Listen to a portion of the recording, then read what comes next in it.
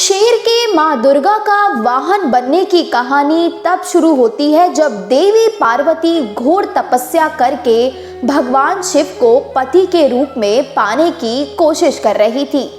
सालों तक तप करने के बाद माता पार्वती को भोले भंडारी अपनी पत्नी के रूप में अपना लेते हैं।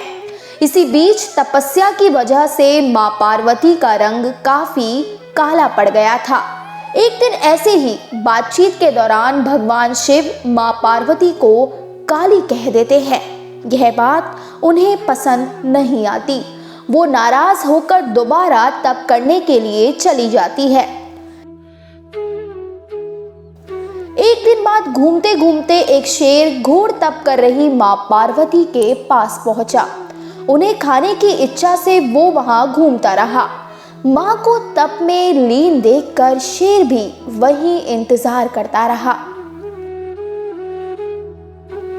देवी का इंतजार करते करते सालों बीत गए। शेर मां पार्वती के तेज की वजह से उनके पास नहीं पहुंच पाता था। कोशिश करता और असफलता हाथ लगने पर दोबारा लौटकर कोने में बैठ जाता। होते होते कई साल बीत गए। मां के तप से खुश होकर भगवान शिव प्रकट हुए और मां से मनचाहा वर मांगने को कहा। देवी पार्वती अपना गोरा रंग वापस चाहती थी। भगवान ने आशीर्वाद दिया और वो वहां से चले गए। वरदान मिलते ही मां पार्वती नहाने के लिए चले गई।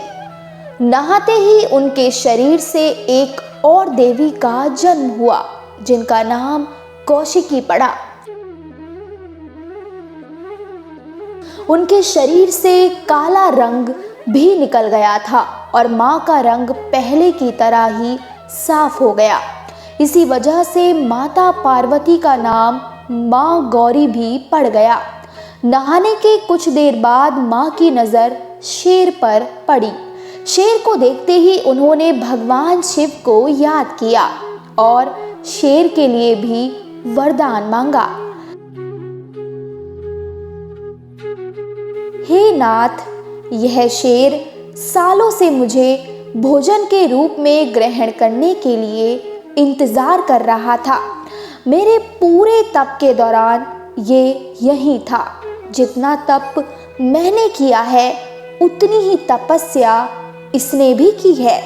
इसी वजह से अब वरदान के रूप में इस शेर को मेरी सवारी बना दीजिए।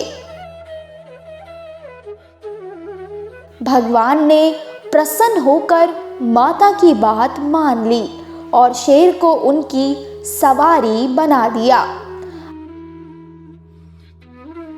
आशीर्वाद मिलने के बाद माता शेर पर सवार हो गई और तभी से उनका नाम मां शेरावाली और दुर्गा पड़ गया।